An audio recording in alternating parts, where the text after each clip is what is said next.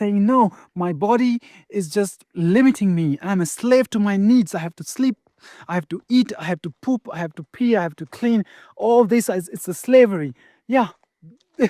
Again, you can live with that perspective, but that's just a perspective. You can also surrender to the flow of life, to the rhythm of life. And that surrender is not surrender in defeat, it's surrender in wisdom.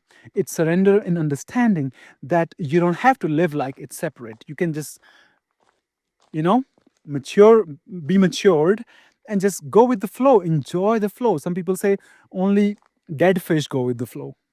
The fish that is alive goes in all the other flows. But when you realize that you are the fish, you are the water, you are the flow, then you can just flow.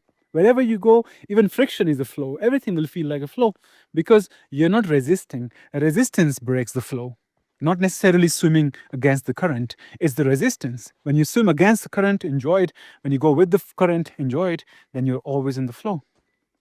So that now let me bring Nietzsche here. I'm going to end it soon. Thank you for staying until now. I'm going to bring Nietzsche here. I think it was Nietzsche who said, man finds meaning in picking a stone from one place and placing it in another. It fell right in front of me where I picked it from. Humans find this strange pleasure in just picking up a boulder from here, placing it on the other side. Like when you are just feeling stressed or tensed or really stuck in your body, at least for me it works, just pick an axe, collect some wood, and chop the woods for 1 or 2 hours.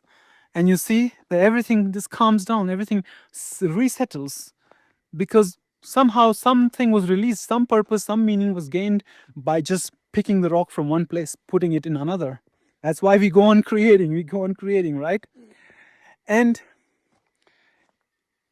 you know this Greek myth about Sisyphus, that he's cursed to take this boulder and just climb up the hill with the boulder. But because it's too heavy and he gets tired, his muscles get tired, that the boulder falls back and he has to come down and he has to pick the boulder again, come down and pick the boulder.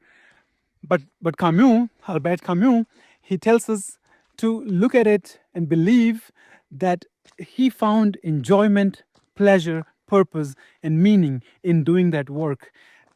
He invites us to not look at Sisyphus as someone who is cursed forever, but someone who surrenders to it, who accepts it as a law for his life and goes on doing it. So again, if you can lose your resistance, then you can enjoy all the work that is thrown at you. And remember, if you bring the quality of love, playfulness, and dancing, then you can enjoy the work as well. Yeah? And in the end, the famous Zen proverb that I would say is that before enlightenment, chop woods, fetch water. After enlightenment, chop woods, fetch water.